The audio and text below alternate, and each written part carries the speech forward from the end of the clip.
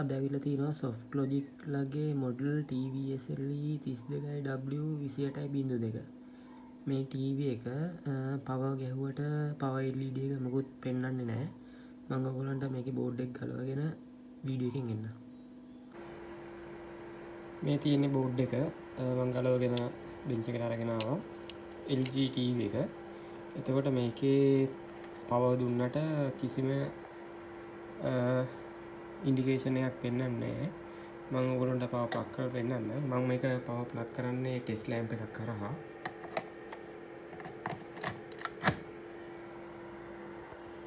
එතකොට මේකේ LED එකේ කිසිම ඉන්ඩිකේෂන් එකක් පෙන්වන්නේ නැහැ. no power කියලා පෙන්වන්නේ. power button එක press කරාටත් මොකුත් නැහැ. අපි මේකේ voltage check කරලා බලමු.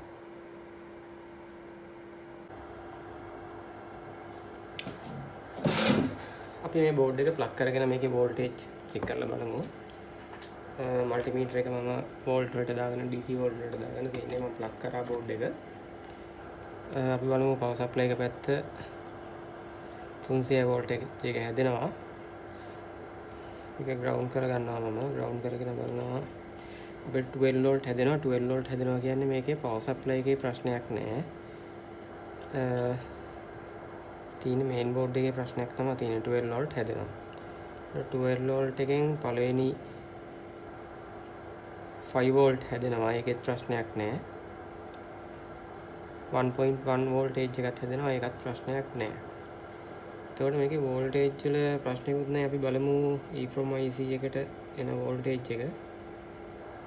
EEPROM IC එකට එන වෝල්ටේජ් එක 3.3ක් එන්න ඕනේ. ඒක අපිට බෑ වේරියේෂන් එකක් පේනවා 3.1 2 වෙනවා 1 වෙනවා. එතකොට මේ බෝඩ් එකේ EEPROM IC එකට වෝල්ටේජ් හදන්නේ මෙන්න මේ IC එකෙන්. මේ IC එකට 5 වෝල්ට් ඉන් වෙන්න ඕනේ. 5 වෝල්ට් ඉන් වෙනවා. මේ 5 වෝල්ට් 5.2යි කියලා පෙන්නනකොට මේක 5 වෝල්ට්. 5 වෝල්ට් ඉන් වෙනවා. එතකොට මේකේ 1.8යි වෝල්ටේජ් හැදෙනවා. කිසි ප්‍රශ්නයක් නැහැ. මේකේ 3.3 හැදෙන්න ඕන එකට 3.2 ඉඳන් 1 වලට ඩ්‍රොප් වෙනවා. මේකේ 3.3 හැදෙන්න ඕනේ. 3.3 හැදුනොත් තමයි මෙතන EEPROM IC එකට 3.3 සප්ලයි එක හැදෙන්නේ.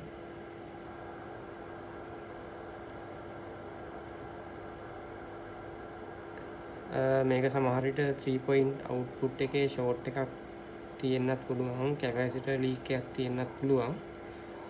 අපි බලමු අන්ප්ලග් කරලා ලීක් එකක් පෙන්නනවද කියලා. මම ohms වලට දාගත්තා. ග්‍රවුන්ඩ් එකත් එක්ක තියලා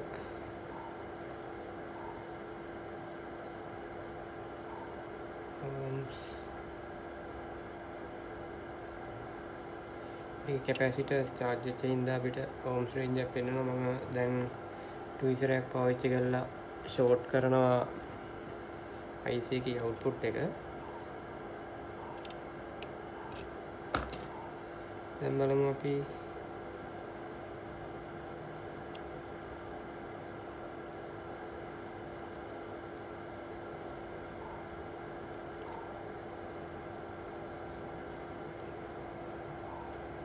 අපිට IC එකේ output එකේ short එකක් පෙන්වන්නෙත් නැහැ.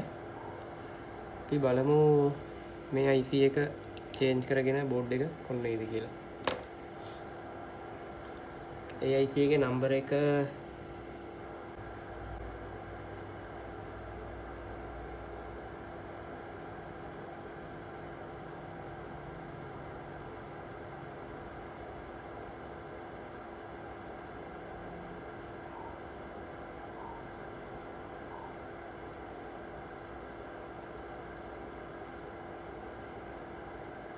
එකොළහයි 18.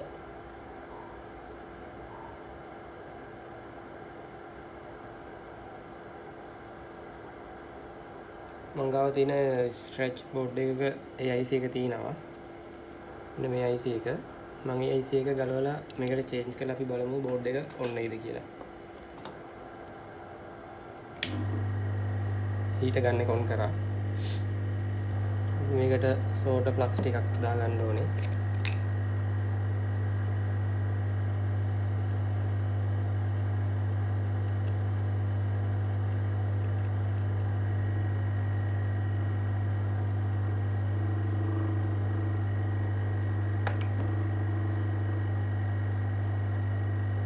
සාමාන්‍ය මේ වගේ අයිස් එකක් ගලවන්න සෙල්සියස් අංශක හීට හොට් එයා ගන්න එක සෙල්සියස් අංශක 340 වගේ තිබුණා නම් හොඳටම ඇති.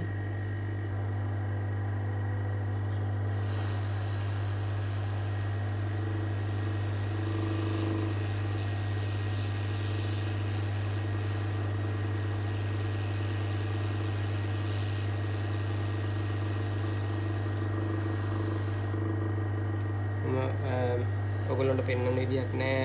ස්ට්‍රෙච් වෙච්ච බෝඩ් එකේ අයිස් එකත් මේ විදිහටම ගලවලා ගන්නවා.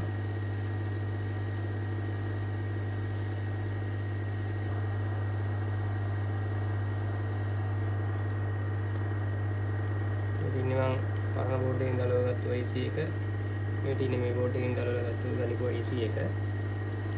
ඊපස්සේ මේකේ මේ ඊතලයක් දාලා තියෙන්නේ මෙන්න මෙතන. ඒ තමයි ඩොට් එක තියෙන පැත්තේ පින් එක තමයි මේ පැත්තට සෙට් වෙන්න ඕනේ.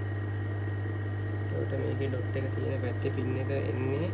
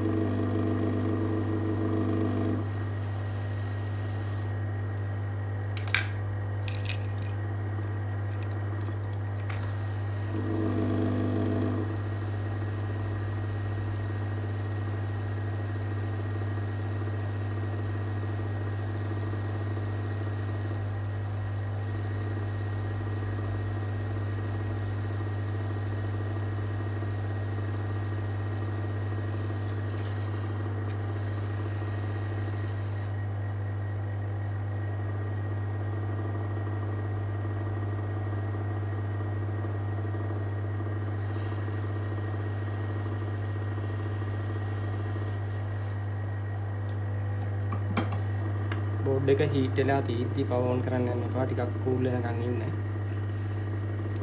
IC එක රත් වෙලා තියෙනකොටත් එකපාරටම ක්ලීන් කරන්න යන්නත් එපා. මොකද ගොඩක් රත් වෙච්ච එකට එකපාරටම සීතල ඇබ්සෝබ් වුණාම ඒක ක්‍රැක් වෙන්න පුළුවන්. ඒ හින්දා ටිකක් වෙලා ඉඳලා ක්ලීන් කරගන්න.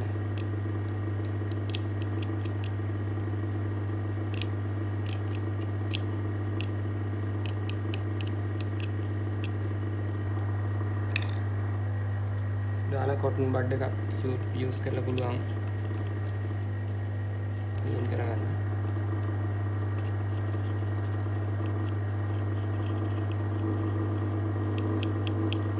ඔයගොල්ලෝ හැමතිස්සෙම ටෙස්ට් කරනකොට පවර් බෝඩ් එක ඔන් කරන්න.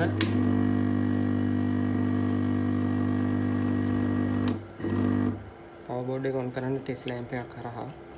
බෝඩ් එකේ හදිසියෙ ෂෝට් එකක් තිබ්බොත් ටෙස්ට් ලැම්ප් එක පත් වෙනවා. ඩිවයිස් ඩැමේජ් වෙන එක වළකිනවා. මම දැන් ආයි බලනවා බෝඩ් එක ඔන් කරලා බෝඩ් එක කොහොමද පවර් හැදෙන්නේ කියලා.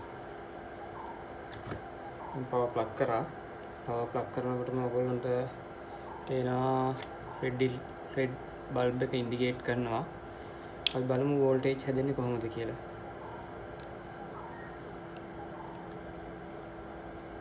3.3 හරියටම හැදෙනවා. කලින් වගේ 3.3 3.1 වලටවත් 2 වලටවත් බහින්නේ නැහැ. from IC එකට හරියටම 3.3 එනවා. අපි බලමු පවර් බෝඩ් එක ඔන් කරලා 1.8 උත් හැදෙනවා. කියන්නේ මේ IC එක තමයි ප්‍රශ්නේ තියලා තියෙන්නේ. 3.3 හරියට හැදිලා නැහැ. පවර් බෝඩ් එක පවර් බටන් එක ප්‍රෙස් කරාට පස්සේ බෝඩ් එක ඔන් වෙනවා. අපි බලමු දැන් මේක TV එකට කනෙක්ට් කරලා TV එක ඔන් වෙනවද නැද්ද කියලා.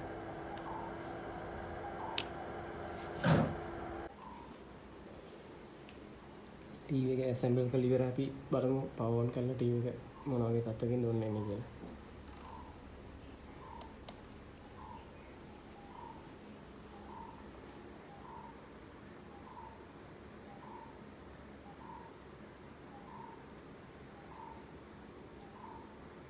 ලෝවර්ග පහමඩංගු අංග සම්පූර්ණ පස්ලෝ සුවය ටීවී එකේ කිසි ප්‍රශ්නයක් නැහැ වන්දනා. ඒතකොට මේකේ ප්‍රශ්න තිබුණේ 3.3 හදන IC එකේ. විමසීම 0.77යි 67යි